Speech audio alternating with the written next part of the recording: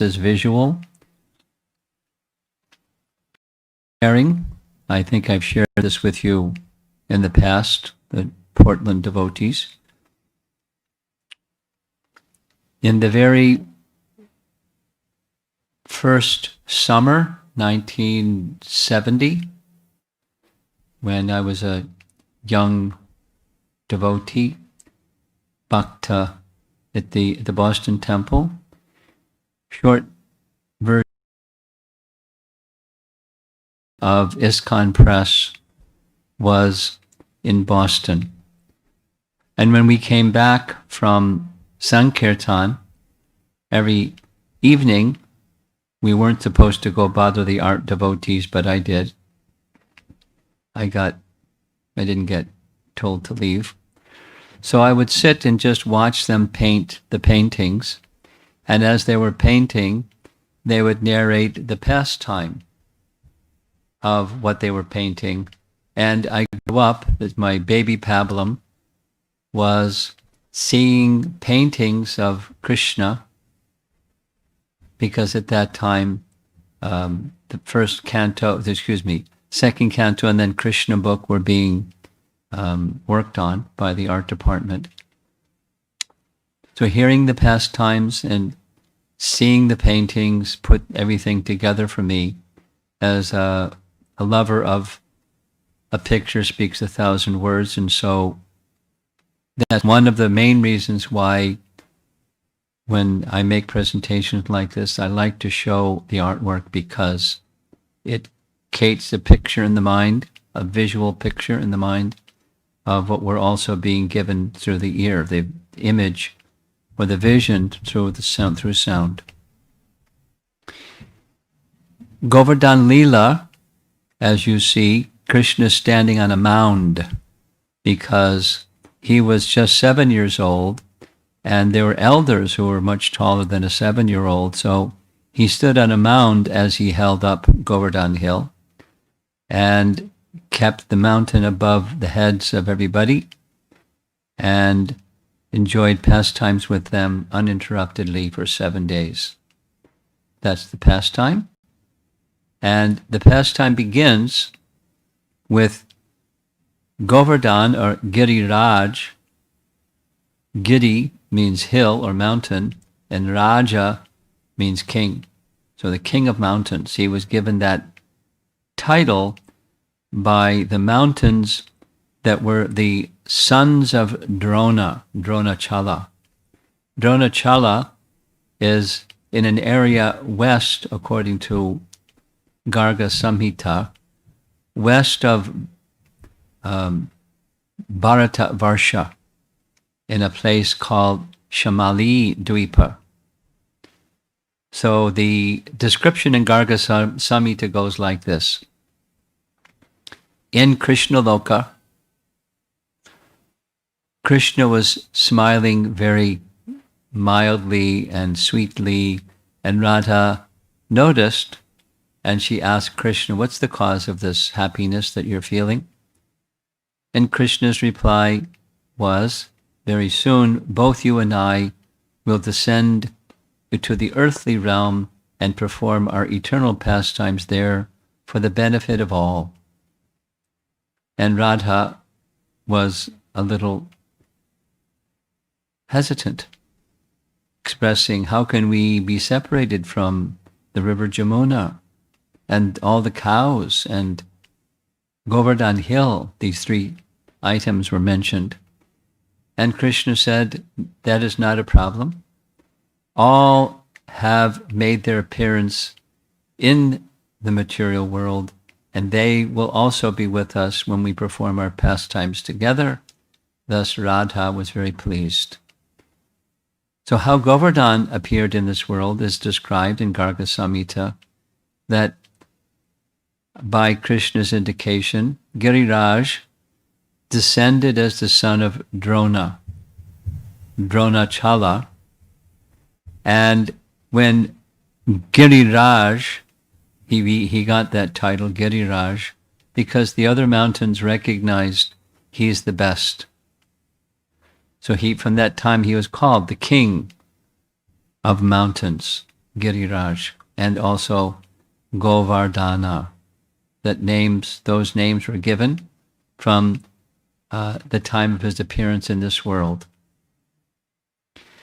But Shamali Dweep is some distance from where Krishna would perform his pastimes, and so a transcendental arrangement was made when Palasya Muni, who you see in the image here, a sage, was traveling to various holy places. His place of residence was Kashi, and when he came to Shimali Dvipa, he saw Giriraj and was charmed like anything, and made the request of something like Vishvamitra Muni making the request of King Dasarath, please grant me this one request. And without knowing what the request was, Dasarath said yes. Drona also said yes.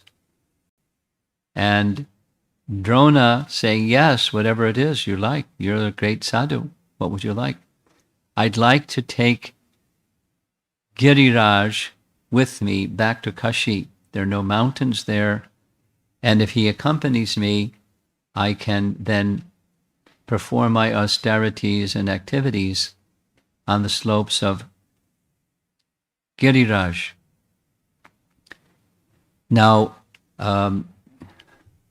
Drona was a little taken aback that he was being asked for such a favor, but he couldn't say no because he already said yes. And so Drona turned to Giriraj and said, if he wishes to go, he may go. So Giriraj said, certainly I can go, but there's one condition. And the one condition is, once you pick me up to take me to where you want to take me, to Kashi, once you set me down, wherever it is that you set me down, I will not move again. So Palasya was fine with that condition. And Palasya had the capacity, like Hanuman, of carrying a huge mountain, mystic power, lifting of a mountain, and carrying that mountain a long distance. As fate would have it, as Palasya was passing over the area of Vrindavan, he had an urgent call of nature. And so he, forgetting the promise that he made to Giriraj, he set Giriraj down where Giriraj is today. And when he finished his business, he came back to continue his journey to Kashi, but Govardhan wouldn't move. And Palasya asked, why is this? You came with me this far. He said, you gave your word that I would not, once setting me down, I wouldn't travel further. I'm not going anywhere else. Palasya could understand the intention of Govardhan, saying, you know that Krishna's pastimes will take place here very soon. And for that reason, you tricked me to carry you all this distance. So then I curse you for having tricked me, that every day, henceforward, you will shrink the size of a mustard seed. Here we see at the bottom image, Palasya uttering this curse to Giriraj. Now, according to Garga Samhita, here's the dimensions of Govardhan when Palasya brought him to Vrindavan. 115 kilometers long, 72 kilometers wide, and 29 kilometers high.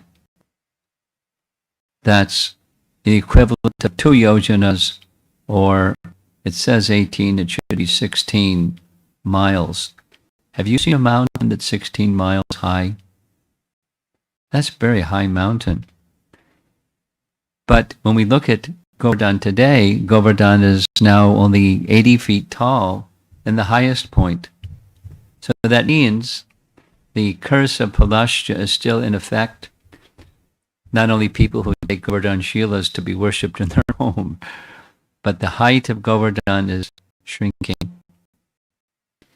And the Vrajavasis say it's not because of the curse of Palashya, who can curse Govardhan, but it's the feeling of separation that Govardhan is feeling from the presence of Krishna and his pastimes. Here's another very nice painting of Palashya lifting Govardhan hill to bring Govardhan to Keshi, but he never made it there. He only made it to Vrindavan.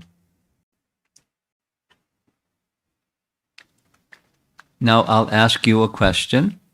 You probably heard this question before. If you were asked on a Bhakti Shastri exam to state who is the best of Krishna's devotees,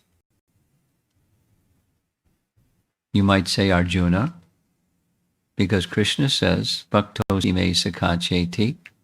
Or you might say the gopis, they're the best. Or you might say Radharani, she's the best, amongst the best. Or you might say Balaram, because who can surpass Balaram in the mood of being the servant of Krishna in all the 5 rasas?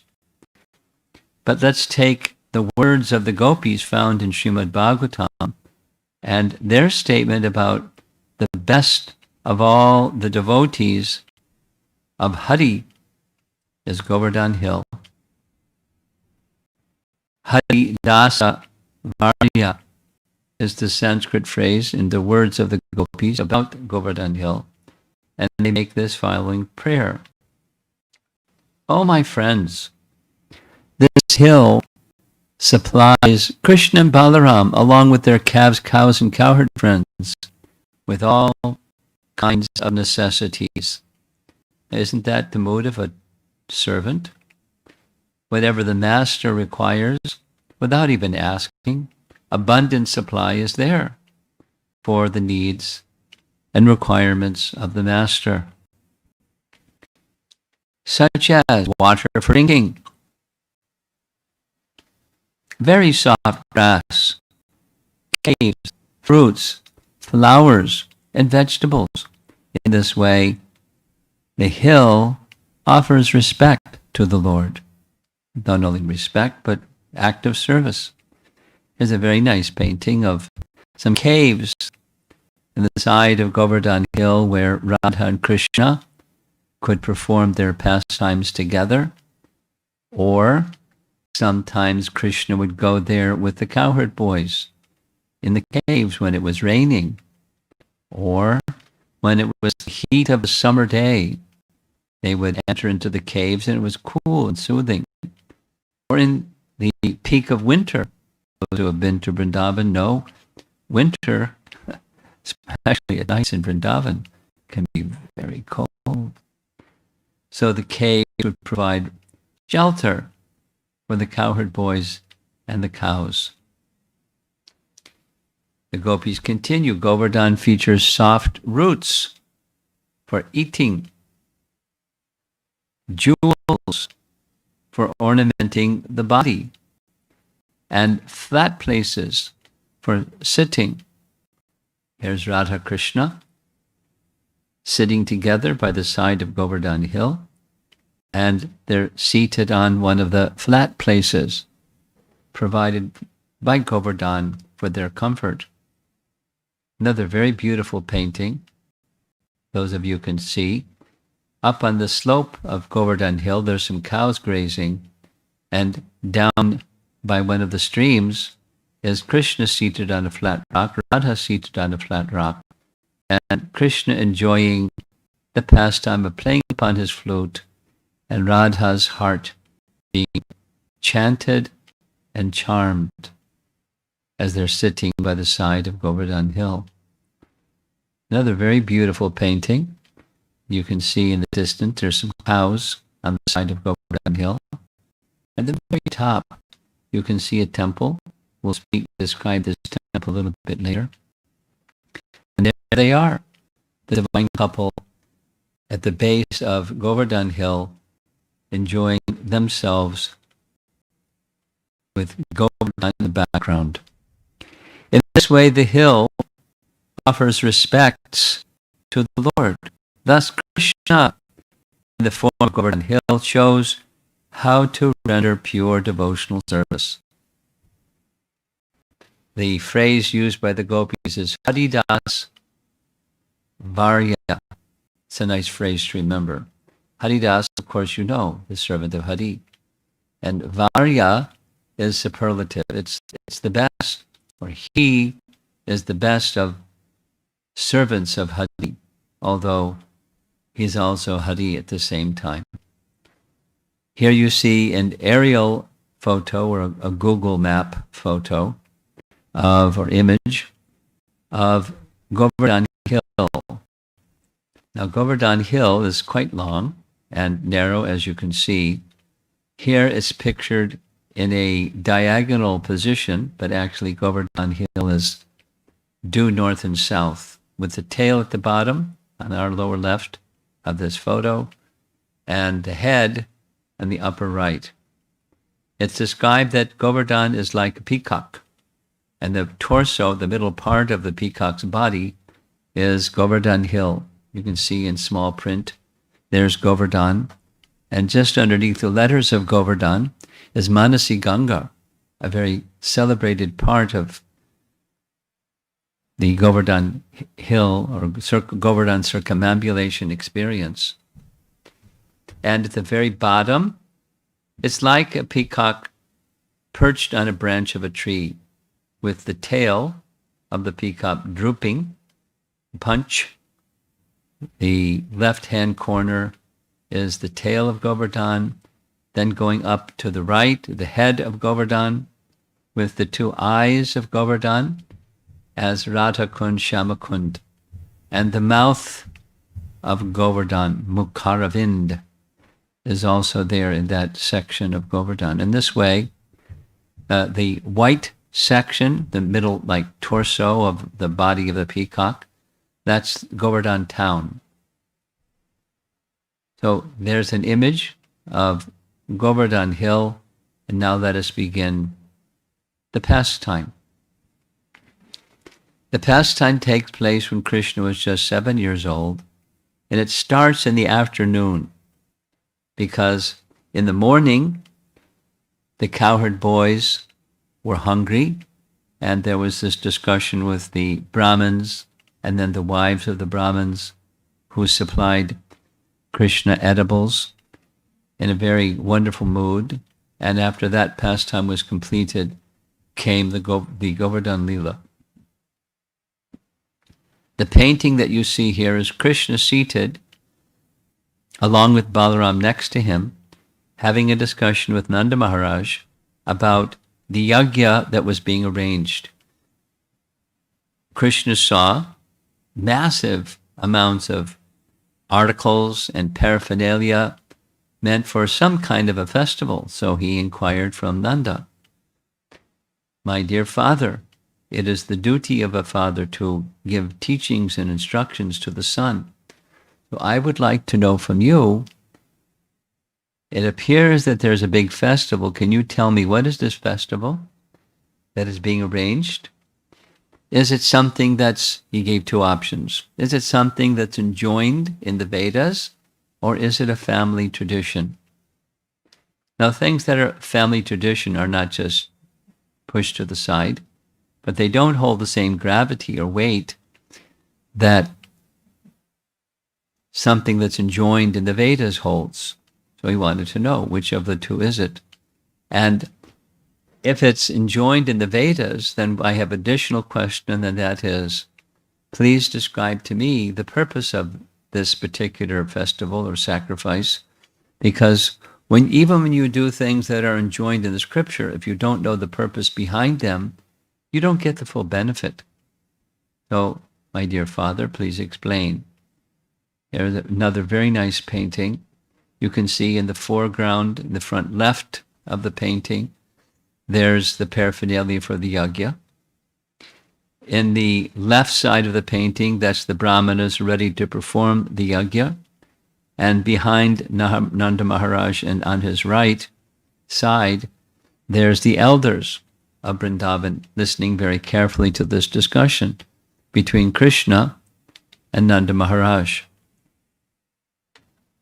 When Nanda Maharaj was asked by Krishna, here's his reply, if it's a sacrifice for Indra, why?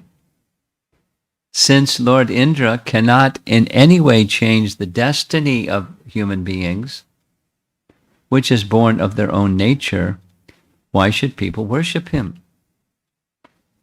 Now, Krishna deliberately had been contemplating King Indra, who's pictured here on the screen, riding Airavata, this elephant carrier of his. Indra is very, very opulent, and like some people who are very, very opulent, there's a tendency for such people to become proud. And we all know Krishna doesn't like pride in the hearts of his devotees. So he's making a plan and executing his own plan of how to curb the pride of Indra. This is one very significant part, which is mission fulfilled. Indra's pride becomes curbed.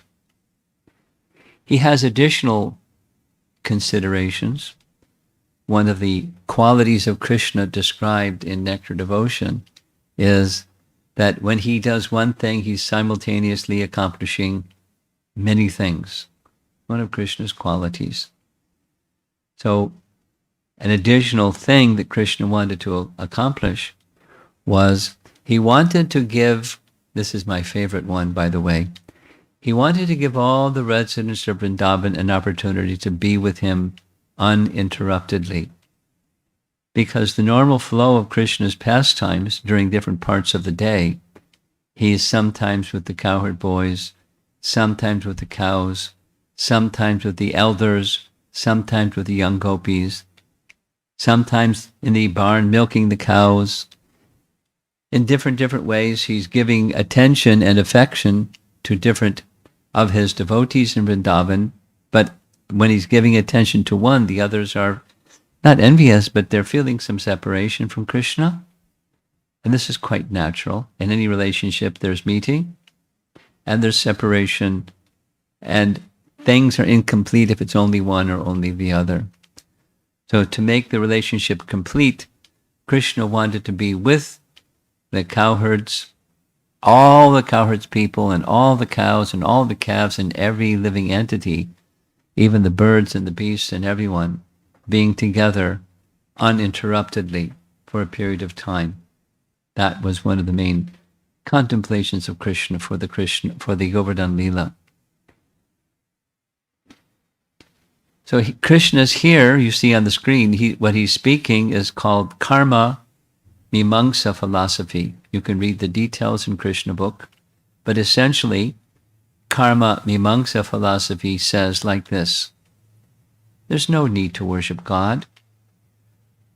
Whether there's God or there's not God, there's no need to worship God, because if there's God, then he is simply dispensing to others according to their good and their bad deeds, their destiny.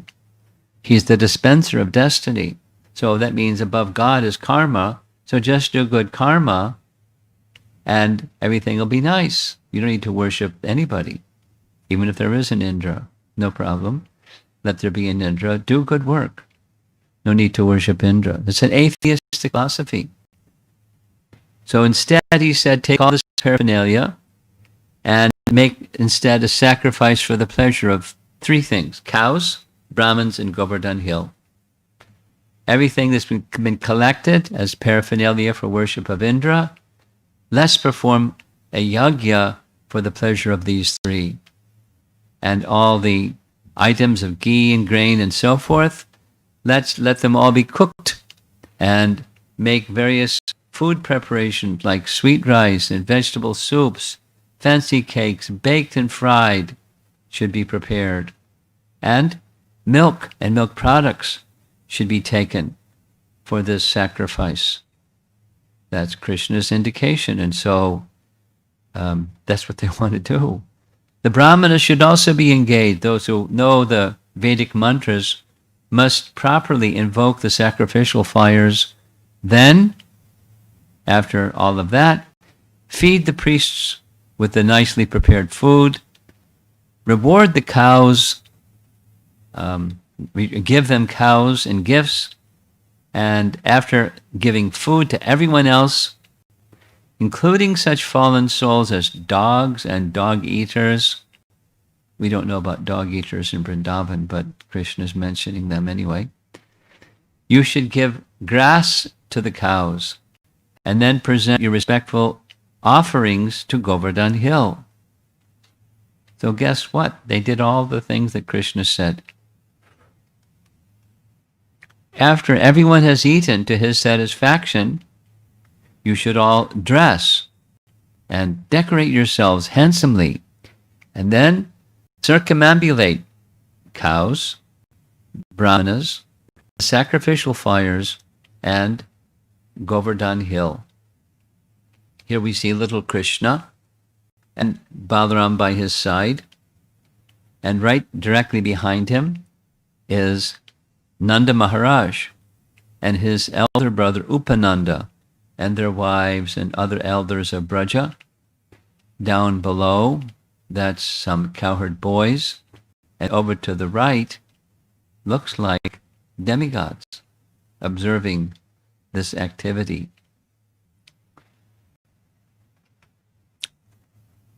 Hearing from Krishna, the cowherd community simply wanted to do whatever is pleasing to Krishna, naturally, spontaneously.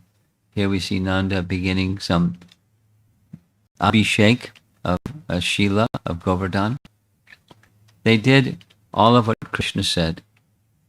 They arranged for the brahmanas to recite auspicious Vedic mantras, and the paraphernalia that had been gathered for the sacrifice, they presented various offerings to Govardhan Hill and to the brahmanas with reverential respect.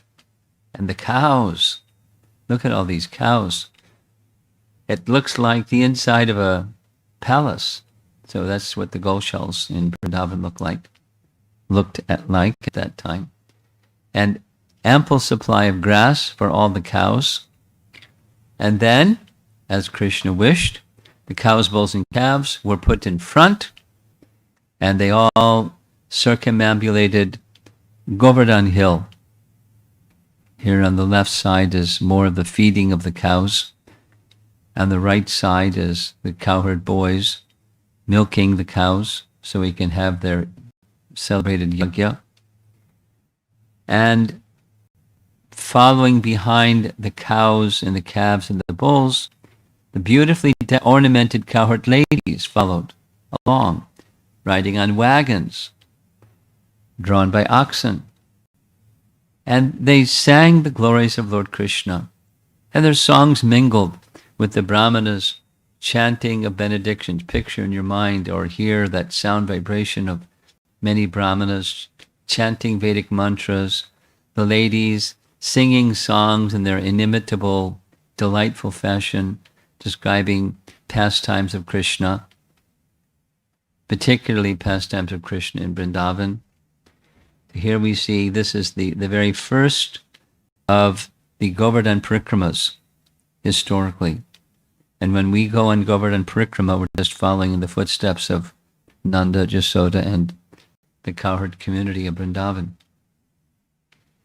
Here's a very nice painting of the heaps of cooked items. The big heaps look like cones.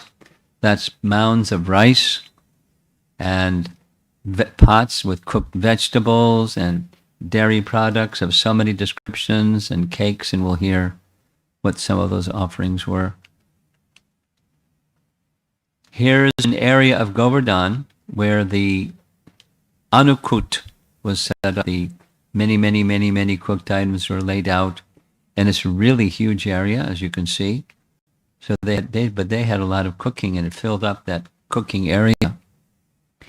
Krishna, then he wanted to instill faith, if this wasn't just silly child talk, there really Govardhan is to be worshipped, so he showed an unprecedented, huge Hari form of the personality of Godhead, declaring in booming voice, I am Govardhan Hill. When Krishna saw this form of Hari that he had manifested, because it's his own form, very beautiful painting, Krishna came forward to teach by example and paid his respects to himself or to Lord Hari.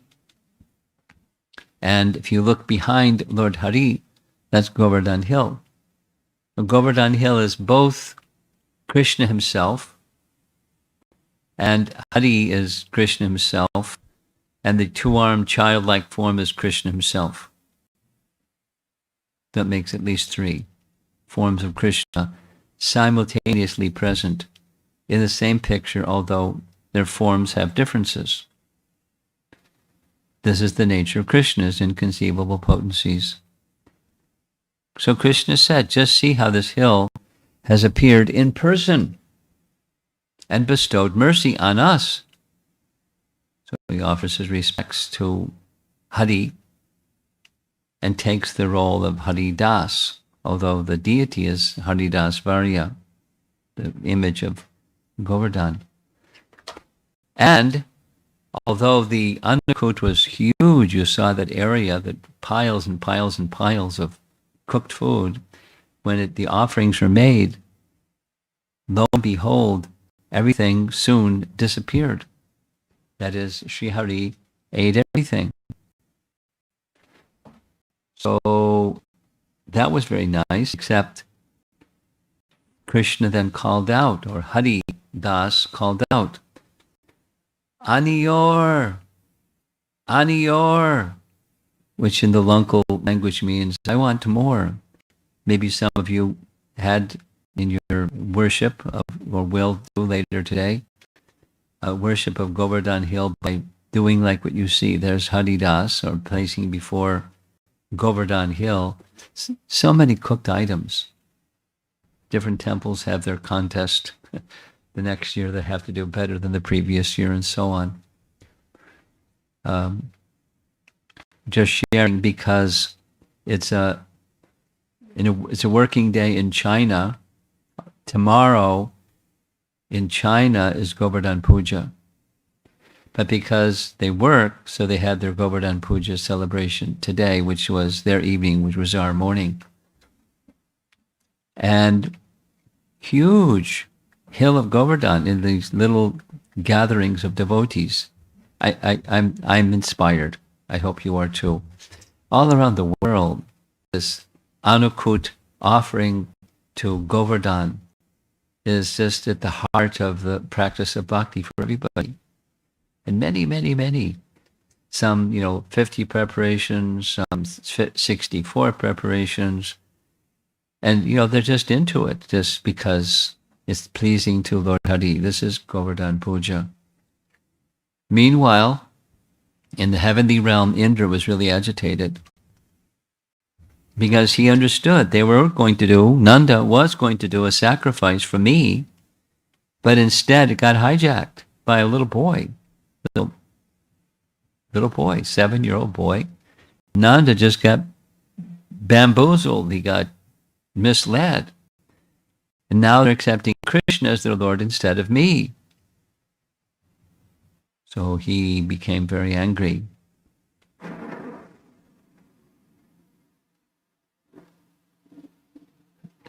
Yeah, that's the sound effects of the Samvartaka cloud. I hope you can hear it. It's going to make some more noise again.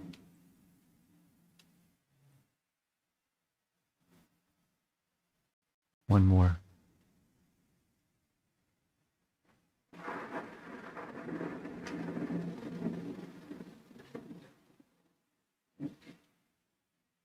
Indra summoned the cloud of devastation, not just thunderclouds, but the cloud of devastation called Samvartaka, and instructed Samvartaka to go to the earthly realm and destroy the whole of Vrindavan. Go remove their pride and bring their animals to destruction. I will follow you riding on my elephant and taking with me powerful wind gods to decimate the cowherd village of Nanda Maharaj. It was like a murder plan. He was getting revenge because they want to worship Govardhan Hill, like Krishna said. Well, Samvartaka was reluctant to do what he said, but he was more reluctant to not do what he said. On Indra's order, the clouds of universal destruction, released untimely from their bonds, went to the cowherd pastures of Nanda Maharaj. There, they began to torment the inhabitants by powerfully pouring down torrents of rain upon them. That's a nice painting. That's the Samvartaka cloud, looking angry, pelting Vrindavan. That green bulge, that's Govardhan Hill. And Indra is right behind him. Clouds blazed with lightning bolts and roared with thunder as they hurled down hailstones, big ones. As the clouds released torrents of rain as thick as massive columns, the earth became submerged in the flood. All that rain, no drainage, everything just flooded. High ground could no longer be distinguished from low. Danger. Flooding is very dangerous. The cows and other animals shivering from the excessive rain and wind, and the cowherd men and ladies pained by the cold. What did they do? Krishna, help. No, Krishna decided to help. Krishna, oh, most fortunate one, please deliver the cows from the wrath of Indra, O Lord. You are so affectionate to your devotees. Please save us also. Nice, their first thought was the cows, even before themselves. Of course, flooding is dangerous for everybody, but their occupation and their spirit is cow protection. So they care for the cows like their own children. If parents are in a situation where their children are in difficulty, it's not at all uncommon. They'll risk their lives without thinking about it for a moment to save and rescue and bring from harm their dependent children. So the cowherds are like that with the cows. They love the cows. They're placing the cows to be saved first. But since you're affectionate to your devotees, you can, it's okay, you can save us too. That would be nice. Shivering from the excessive rain and wind, the cows and other animals, pained by the cold, all approached Lord Govinda for shelter, because he's their only shelter. Seeing the inhabitants of his Gokula rendered practically unconscious by the onslaught of hail and blasting wind, the Supreme Lord Hari understood this was the work of angry Indra. So he provoked Indra. Sure enough, Indra showed his wrath. Now Krishna is considering, because this is in part what he wanted. He wanted to curb the pride, and so he will. Since the demigods are endowed with the mode of goodness, the false pride of considering oneself the Lord should certainly not affect them. Take a close look at this painting. You see the flooding going on the left side. Now, we've rearranged the painting so that this shows Krishna's right hand raised in the air. It's backwards. It should be the other way around. So later you'll see it the other way around. But notice just above the water, there's Sudarshan Chakra. And we'll hear, well, we'll say it now. As the water was flooding, and Krishna lifted Govardhan Hill, what was preventing the water that was flooding from going underneath Govardhan Hill after Krishna lifted Govardhan Hill? And one answer, there's more than one answer is the Sudarshan Chakra was so hot and moving so swiftly that the water just evaporated and those underneath Govardhan Hill were safe. So Krishna is considering curbing the pride of Indra. Because we have stopped this sacrifice, Indra has caused this unusually fierce, unseasonable rain, together with terrible winds and hail. By my mystic power, I will completely counteract this disturbance caused by Indra. I will break the false prestige of those bereft of goodness. My purpose is to bring them relief. It's not retaliation or retribution or anger or the wrath of God or something like that. Some people think it's like that. It's not like that. He simply wanted Indra to be relieved of his pride. And so the pastime has that as a very specific element. Also, I must therefore protect the cowherd community by my transcendental potency, for I am their shelter. I am their master. Indeed, they are my own family, like his children. They are his children. After all, I've taken a vow to protect my devotees. So Krishna springs into action to protect his devotees. With my mystic power, I will protect the people of Vraja, who have taken shelter of me, who consider me their Lord, and who are all my relatives. This is my vow.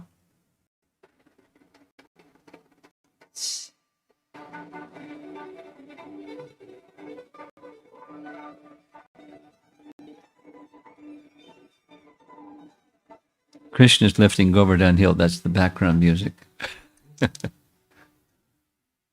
Just as easily as a child lifts and holds up in the air a mushroom. Mushroom is sometimes described in the Vedic literature as a frog's umbrella. Maybe you've heard that before. So as the frog has his umbrella, Krishna is arranging for the human umbrella or the Brijbasi umbrella. Govardhan Hill is that, and as easily as one may lift a mushroom, Krishna lifted Govardhan Hill. And he called out to the members of the community, "O mother, O father, O residents of Braja, if you wish, you may now come under this hill with your cows." Then we see downpours of rain coming down on top of the hill, but they're all safe because they're underneath the hill. Now there's several images showing water coming down the side of Govardhan Hill. Here we go with Krishna with his left hand up instead of his right hand, done forwards. And they're all rushing from the water to come underneath the hill of Govardhan. Lightning coming down. Here's a nice image, particularly on the right-hand side, there's gopis and Krishna's glancing at the gopis as they're glancing at him. Again, as Krishna's standing on this little mound in the center. Right behind him is Balaram, enjoying the fun. This is such a celebrated pastime. You'll see many different, variegated paintings, but this is, of course, a celebrated one. Krishna lifting the hill. Very beautiful painting of Krishna. By continuously drinking the nectar of the beauty and sweetness of Sri Krishna, the resident of Vrindavan felt no hunger, thirst, or fatigue. And Lord Krishna, seeing their beautiful forms, also forgot about eating, drinking, and sleeping. They did this for 7 days and 7 nights uninterruptedly. Whether it was the elders, or his friends, or the young gopis, or the cows, or they all were in ecstasy, so much ecstasy, they didn't even think of sleeping. You see in this painting, beneath Govardhan Hill, there's some draining of water coming down the sides of Govardhan Hill. But it's over the side. The people are not getting wet. And up on top of the hill is a temple, a very famous temple, a temple of Govindaji, or Gopalji. This celebrated image of Krishna lifting Govardhan Hill is within that temple up on top of Govardhan Hill. We saw this image before. Again, he's got his left hand up in the air. This one's backwards. Should be his left hand, but it shows his right hand. We'll fix that. You should have no fear that this mountain will fall from my hand. And don't be afraid of the wind and rain, for your deliverance from these afflictions has already been arranged. Just hearing Krishna's words, they became peaceful. Their minds as pacified by Lord Krishna, they all entered beneath the hill, where they found ample room for themselves and all their cows, wagons, servants, and priests, and for all other members of the community as well. Now, in this painting, you can see behind Krishna, there's Nanda and some of the other elder cowherds. They have their canes sticking up in the air because they're thinking, oh, this young boy, he thinks he's holding up Govardhan Hill, but it's actually, we're holding up Govardhan Hill. We have very strong arms. Krishna, recognizing their feelings like that, he slowly started to lower Govardhan Hill. And then they were worried. So they understood, no, we're not doing this, it's Krishna.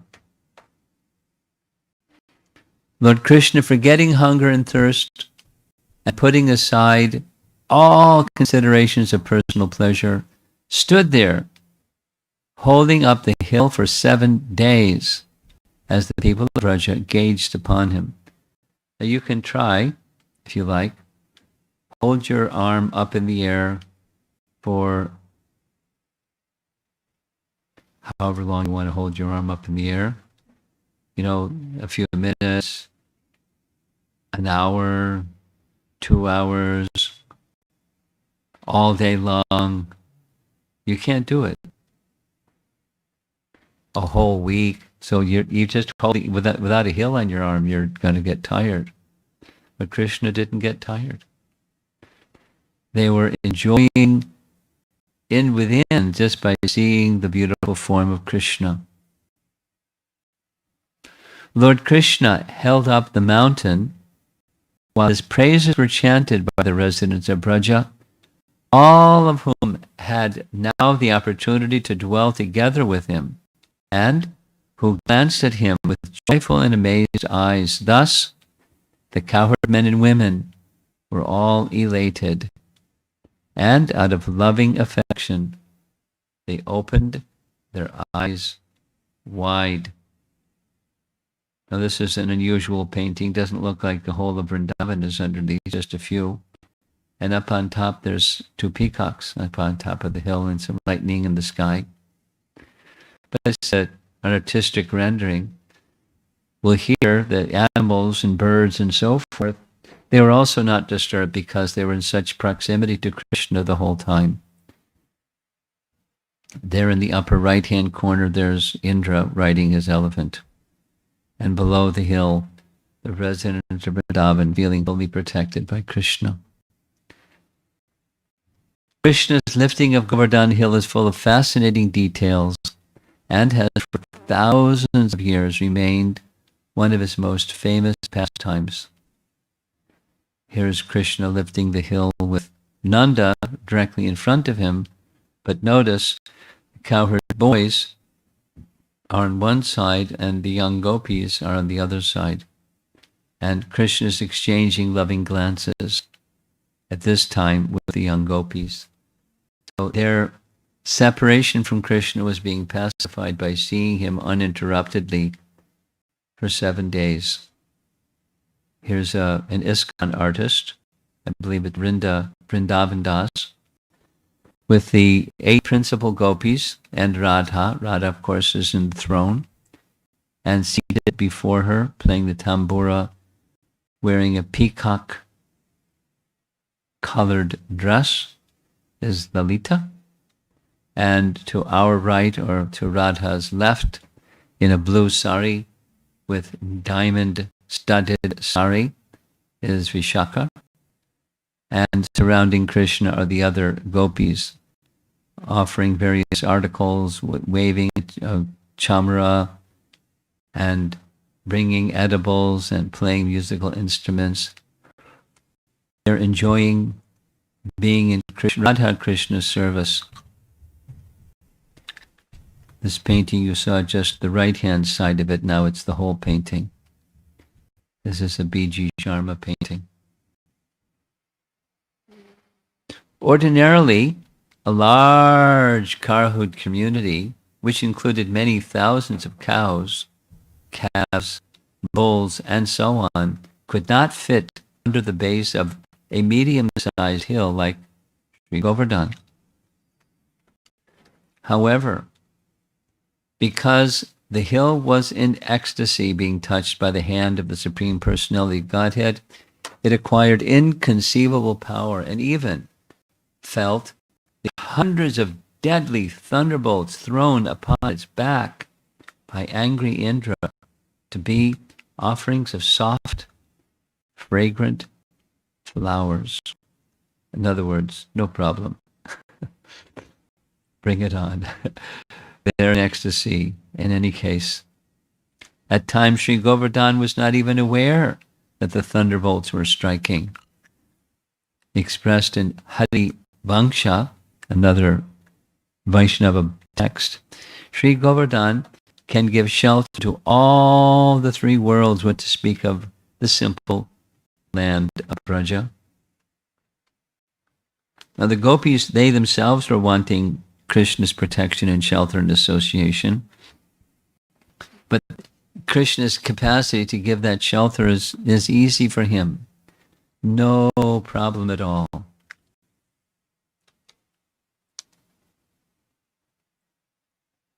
When Indra's attack began and Krishna lifted the hill, the deer, wild hogs, and other animals and birds standing on the hill's flanks climbed up to its peaks, and even they did not experience the slightest distress. We can see in the image there are some birds pictured. There's some temple also. But all the varieties of life, being in proximity to Krishna, were feeling ecstatic. For 1 week, the animals and people all remained free from hunger, thirst, or any other discomfort. If we fast for a day, that's something. Fast for more than 1 day, that's not very common. And fast for 7 days, unheard of in our modern time. Vishwanath Chakravarti Thakur gives an alternative explanation of why the flooding didn't go underneath the hill. He simply says that Krishna had some potencies by which the water evaporated, and immediately the water was dispelled. So Krishna could stand there like you see here in this image and not have to contend with the difficulty of the flooding by his own potency. Here's some other paintings of this celebrated pastime of Krishna lifting Govardhan Hill. Notice in both of these paintings they show Krishna and Balaram, and they look really tiny. The one on our left, he really looked cute. Looks like his pajama shorts on or something. But they're enjoying being with Krishna in any case. Dressed in blue in the painting on the right, that's of course Balaram. And dressed in yellow, that's little Krishna, 7-year-old Krishna. Finally, Indra got it. This is, I'm not the all-powerful. I'm dealing with he who is the all-powerful Supreme, that's Lord Krishna. And he became astonished at the power, seeing the unlimitedness of Krishna's power. His pride being now curbed, we see in painting in the front, that's Indra offering obeisances. By his side is Surabhi. Behind him, in the lower right-hand corner of the painting, is the Airavata elephant. And we see the sun coming out through the clouds at the top of Govardhan Hill. Krishna says to his friends, "Hear some birds? It's the spring birds."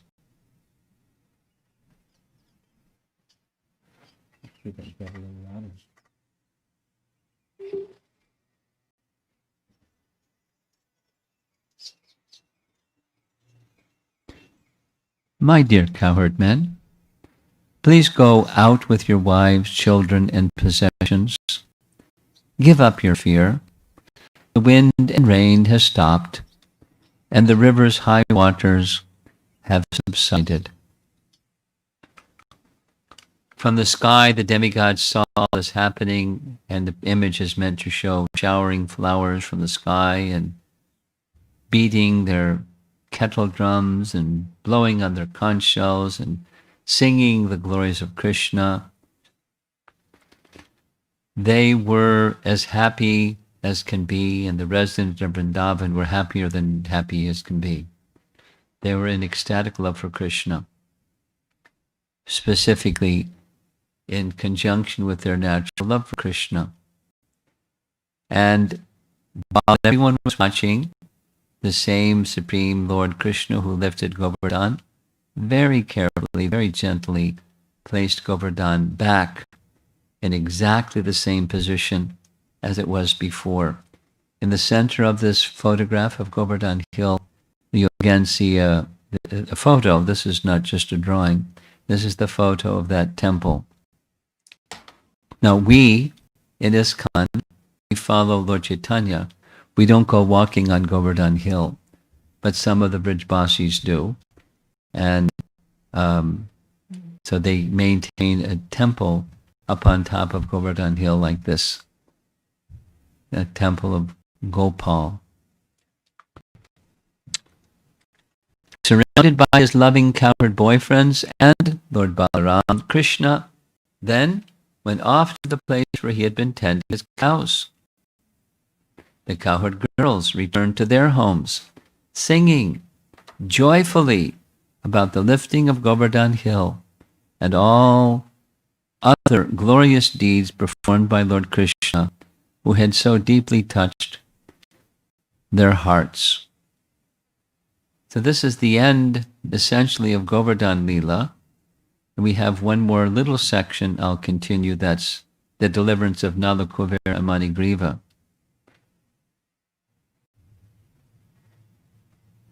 That's the Damodar Leela. This is Indra and Surabhi offering their prayers.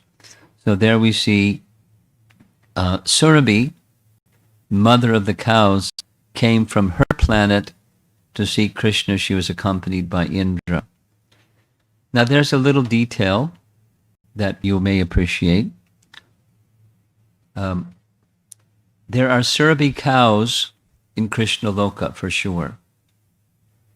In addition, there's some detail given by our acharyas that in the heavenly realm, there are expansions of the Surabhi of the spiritual realm in a planet in the heavenly realm. That's where Indra went at the suggestion of Brihaspati, the spiritual master of the demigods, to invite Surabhi from the heavenly realm to come with him to pacify Krishna. The thought was, you made such a big mistake, a blunder, an offense to Krishna. He may not even look at you. But if you bring someone who is very dear to him, Surabhi, then his mood will change. So that was a good plan. That's what Indra did. He went to the abode of Surabhi in the heavenly realm, and they descended together, along with Airavata. Here's a little line drawing showing Indra with Surabhi offering obeisances to Krishna. There's a whole section of prayers which we're not going to go through. But Indra, seeing Krishna effulgent, looking very contented, Indra, recognizing his blunder, he offered many, many prayers. Beautiful prayer. It's a nice section to read. Some of the prayers from these drawings you'll see, some of the prayers are here. Your transcendental form, a manifestation of pure goodness, is undisturbed by change, shining with knowledge and devoid of passion and ignorance.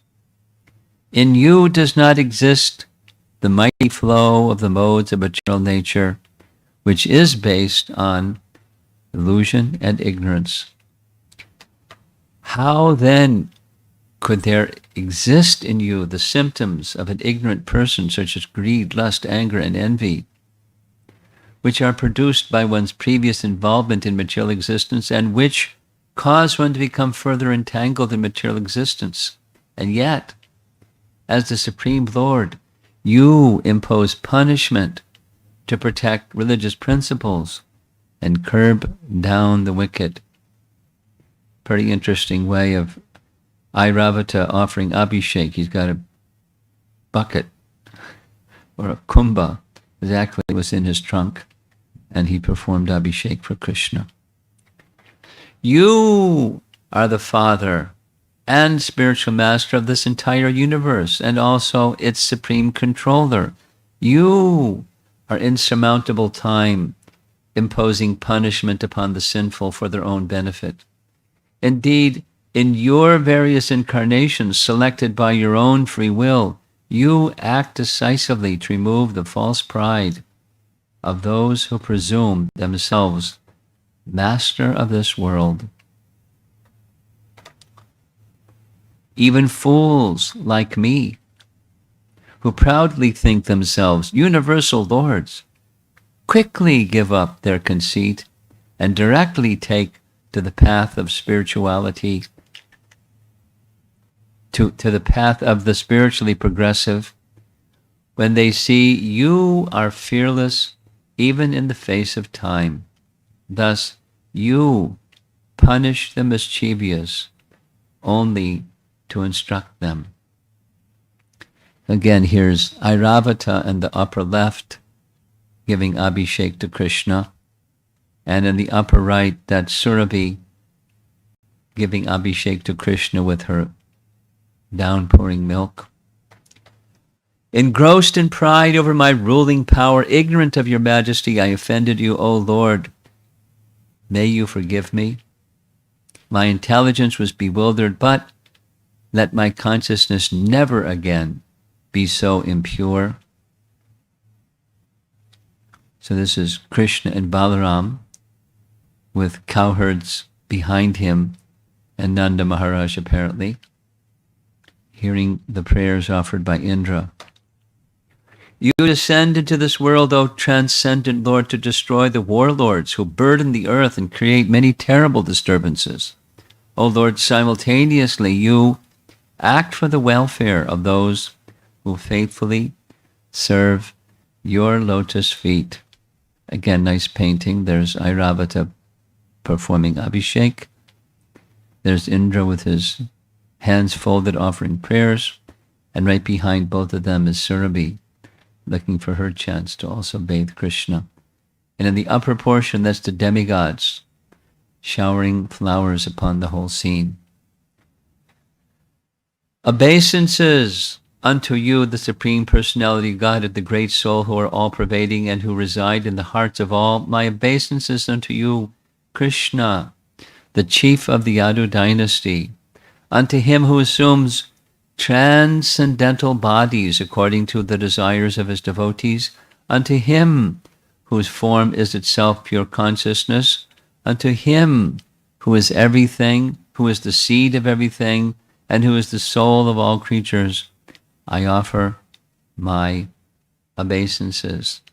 Now, it's certainly great fortune that Indra is getting the opportunity to come before Krishna like this.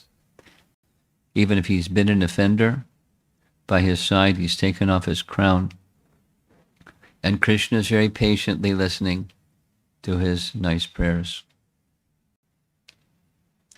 Having appealed to Lord Krishna, Mother Surabhi, upper right corner, from her transcendental body, she's bathing Krishna with her own milk. And in the upper left, that's Airavata. Indra, ordered by Aditi and other mothers of the demigods, anointed the Lord with heavenly Ganga water from the trunk of Indra's elephant carrier Airavata.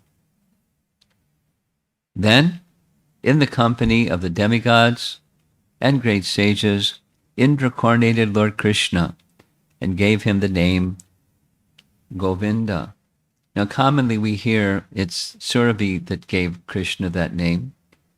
Indra is not our Indra, you're our Indra, so we'll call you Govinda. So he gets some attention here, Indra, at least the attention from Krishna to curb his pride. And here's a nice Shila of Govardhan, being worshipped very nicely with Tulsi Manjaris left and right and sideways and up and down. Govardhan likes Tulsi. And here's Krishna herding cows around the side of Govardhan Hill. Here's a nice contemporary photograph of Govardhan. It's not during the rainy season, it's a little on the dry side, but gives you, this is the Anior area where the Anukut was set up. And here it is during rainy season. Much different, isn't it? Very lush, very nice. Here it is on the dry side again, a little further down. A nice photograph of Govardhan Shila. In Mayapur, those of you who have been to Mayapur, you'll know behind, in the back area of the main headquarters of Bhaktisiddhanta in Mayapur, that's Chaitanya Mat, Bhaktisiddhanta, identified that everything that's in Vrindavan is also in Mayapur, and he established this hill of Govardhan in the backside of that same compound, saying this is where the transcendental likeness of Govardhan Hill is in Mayapur. There's Govardhan Hill. And a little trail as cows are coming down the slopes of Govardhan Hill today. The deity representing this image of, or the pastime of Krishna lifting Govardhan Hill was later found by Madhavendra Puri, eventually ended up as now today being worshipped as Srinathji and Natadwar. And those of you that were with us during the Dwarka Yatra, we saw the Srinathji deity very nicely worshipped to this very day. And here is a nice painting. So that's it for our pastime of worship of Govardhan Hill and the Govardhan Leela. And I think I kept within the time that was allotted to me. I stretched it a little bit, but I hope that's okay. Indra, Govardhan Hill, the cows. Here on the side of Govardhan Hill is a print, a mark in one of the Shilas that's said to be one of the hoof prints or footprints of Airavata, the big mark, the big depression in one of the Shilas. It's on the western side of Govardhan Hill, where Airavata Kund is to be found. So let us offer our respects to Govardhan Hill. I'm sure you're going to, in your own way there in Portland, be observing some kind of many offerings to the deity, or perhaps in your homes or a combination, as devotees all around the world are doing. May Govardhan, in the form of Haridas Varya, enjoy those offerings. and in turn reciprocate by bestowing love for Krishna upon those who are worshipping him like this. It's a much anticipated celebration. I mean, certainly by the cooks, and also those who make the hills of Govardhan. They really get into it. A little sharing. I was visiting in the Ukraine one time during Govardhan Puja. And there's many stories, but one of the stories is in Kyiv, which is the capital of Ukraine, they have an annual event that they make cake. Some of you may know Russian devotees, they like cake making.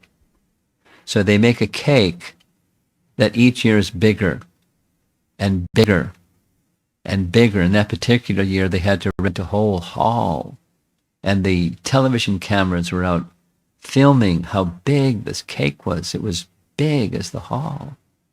You know, it took several minutes just to walk around this big cake. And then, you know, they're circumambulating Govardhan Hill, having kirtan, and it's not just, you know, the Hare Krishna devotees. The whole population gets into it, dancing around Govardhan Hill on Ukraine national television. A big deal. Govardhan Hill is a wonderful celebration, is the point. Circumambulating the Govardhan Hill, circumambulating the cows, circumambulating the brahmanas, it's all part of Govardhan Puja. So let's see if there's some discussion. We're going to be allowing 10 to 12 minutes for questions and discussion. So if you're able to unmute yourself, you can speak whatever topic, question, discussion you'd like. And if for some reason that doesn't work, you can send something into the chat box, and Parma here will read it out, and we'll spend some time with some discussion. Can you try speaking? Hare Krishna?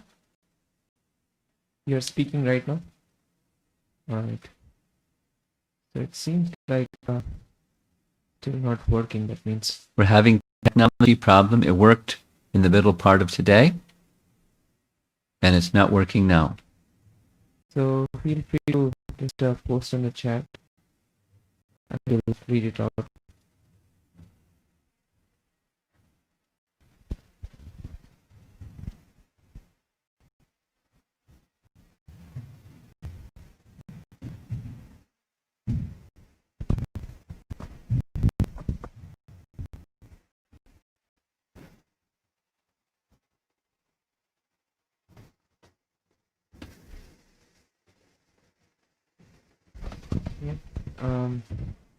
There is some question on the YouTube, so let me just read it out from there first.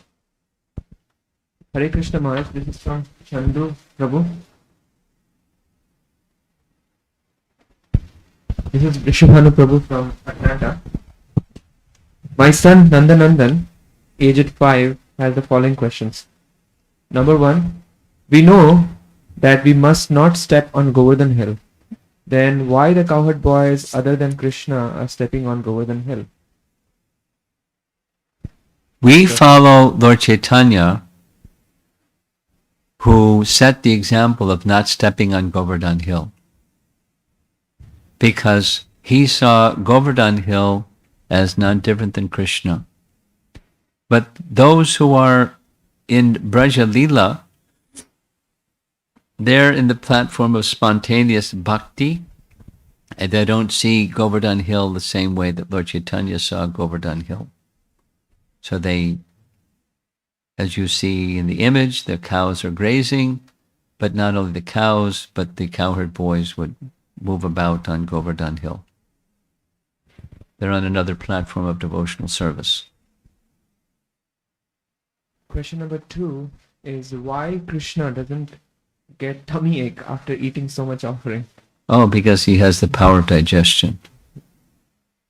And number 3 is why Indra sometimes forget who Krishna is? Because he has pride, and those who have pride sometimes forget who Krishna is.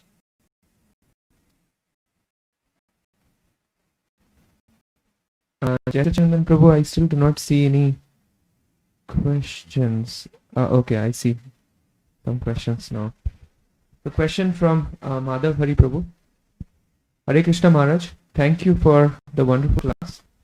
The covered men or women of Vrindavan are in the mood of parental love and affection towards Krishna, and they are in the mood of protecting Lord Krishna. Usually parents want to protect children rather than approach children for protection. Do they have awareness of Krishna as God? No, they have awareness of Krishna as their dependent son or their dear friend or their lovable friend, and some as the servant master but not as God. They have all the rasas but not with the understanding of his divinity and his opulence.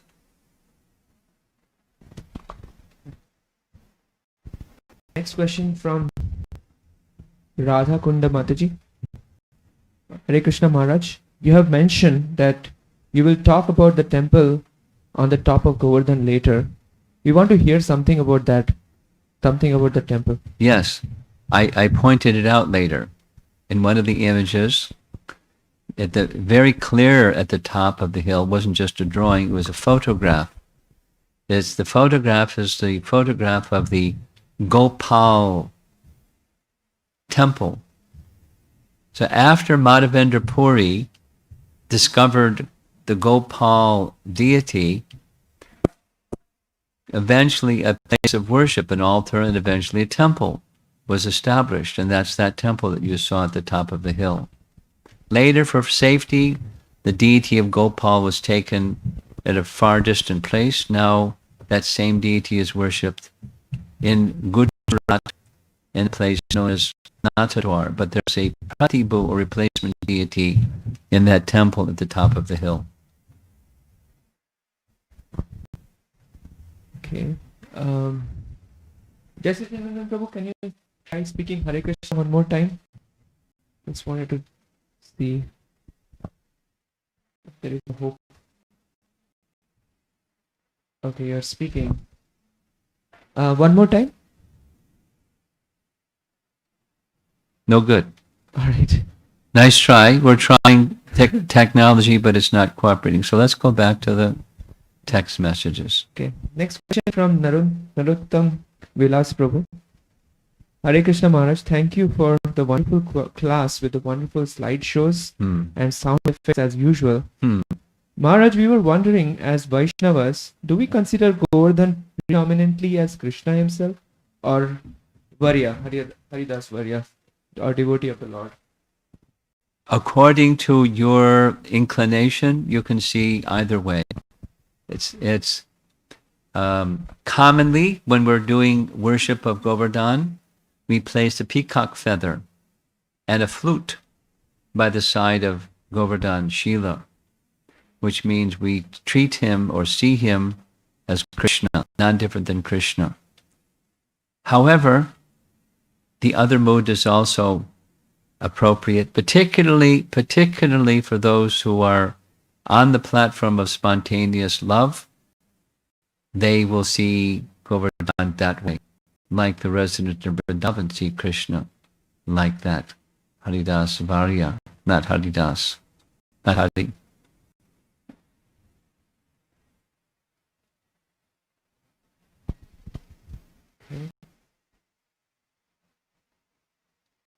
That's all I see so far. Are there any more questions? I don't see any more.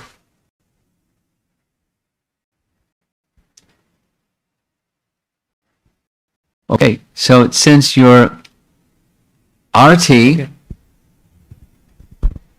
there's something more? There are on YouTube popping up more questions. Is it okay? Go ahead. Question from Amara Mataji. Hare Krishna Maharaj. We heard in the morning what Vrindavan Vasis say, that Giri Govardhan is reducing due to separation from Krishna.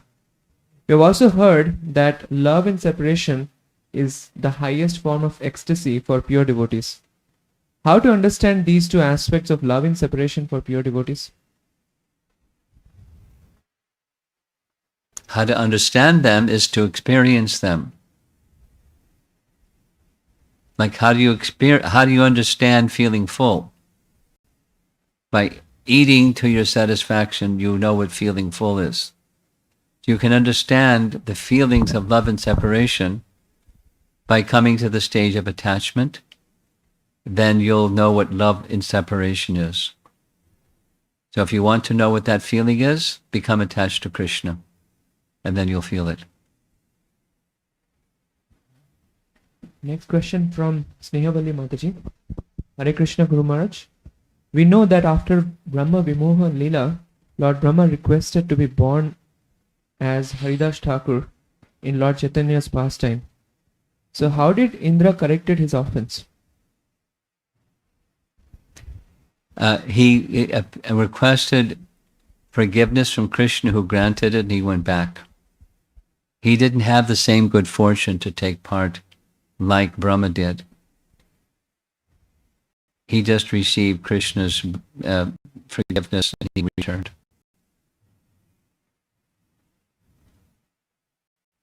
Okay. I don't see any other question.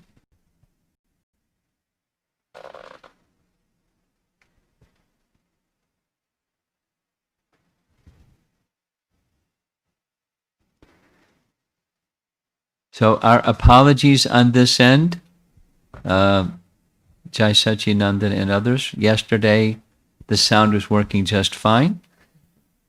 This morning, the sound was working just fine. And just now, it's not working at all. So our apology, but at least I'm glad you could see the images. You could hear the broadcast of sound from this side.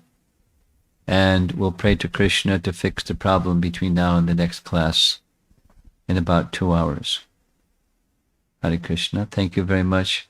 Srila Prabhupada ki Jai. Yes, Maharaj ki